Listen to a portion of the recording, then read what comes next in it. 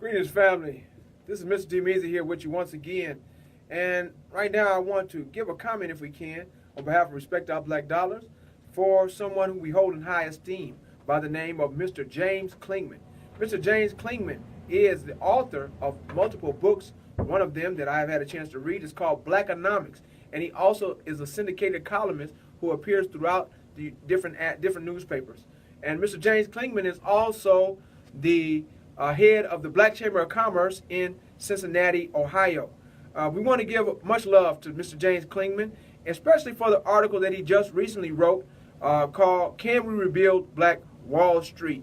I don't want to limit my thank you to that article because he has been doing work on behalf of raising the standard of black people for quite a while now. He's not brand new. He is, in fact, old school, if you might say, and he stands on the shoulders of Marcus Mosiah Garvey, the Most Honorable Elijah Muhammad, Professor Amos Wilson, and a host of others who have dedicated themselves towards the liberation and salvation of the mind, body, and soul of the African man, woman, and child. Mr. Clingman, in this article, Can We Rebuild Wall Street, does not ask the question rhetorically. He asks the question to help prompt an answer. And that question prompts the answer, yes, we can. He quotes a book by the name of a man by the name of John Sibley Butler. That book is called Entrepreneurship and Self-Help for Black Americans, or Among Black Americans. Mr. John Sibley Butler, with his book Entrepreneurship and Self-Help Among Black Americans, highlights and describes what the Black Wall Street in Tulsa, Oklahoma was like.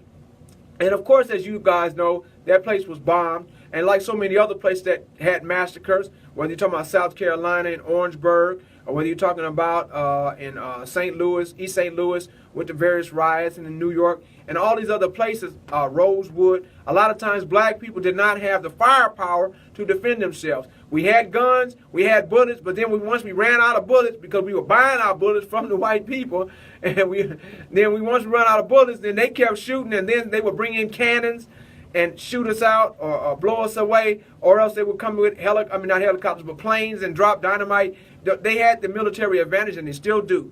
And so oftentimes the only thing we can do to righteously defend ourselves and create some type of bulwark against the advance and the encroach and incursion of other people into our midst to give us a safe zone to be able to operate is through the economics. And unfortunately, most of our organizations practice non-economic liberalism, and so as a result, they have not offered this as a solution. They do not support quality black-owned businesses, first and foremost, especially in groups of 7 or more. No, they can't do that because they have to be for everybody. They do not promote black economic community control models. Why? They do not promote everybody. And they do not spur the development of a black business infrastructure because, once again, they are not down with that. They can't do that. And so what we have to do is promote these models. How do we promote these models?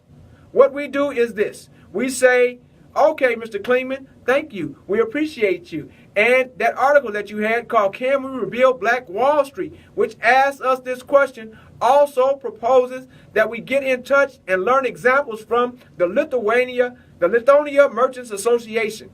And this Lithuania Merchants Association is dedicated to the rebirth and replication of Sweet Auburn. What is Sweet Auburn? Sweet Auburn was one of those so-called Black Wall Streets that existed in Georgia.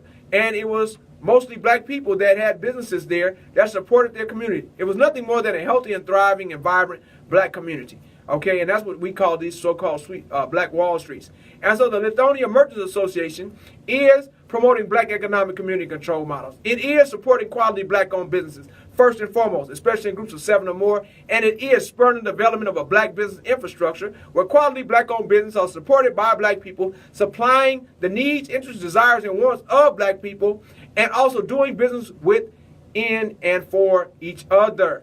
And the Lithuania Merchants Association is quoted in this article, Can We Rebuild Black Wall Street? This book by John Sibley Butler of Entrepreneurship and Self-Help Among Black Americans is supported or promoted by this article. And of course, the work of James Clingman over all these years has been for the uplifting of black people with a race-first, self-sufficiency, economic agenda, which is practical and pragmatic for the masses of black people. not only financial literacy, but also economics. Economics. I want to thank you, Mr. Clingman. Your work is very valuable to us. I love reading your work because as you simplify it and make these terms that are associated with financial literacy more acceptable and accessible to the masses of black people, we put ourselves in a position to help set ourselves free instead of depending on others who hate our guts to do it for us.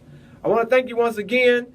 We stand on the shoulders of Marcus Mosiah Garvey, who tells us to think black, be black, and buy black, and everything else will take care of itself. And I want to tell you, Mr. D. Measy, respect yourself and respect our black dollars. We love your family. Continue to be a blessing to others.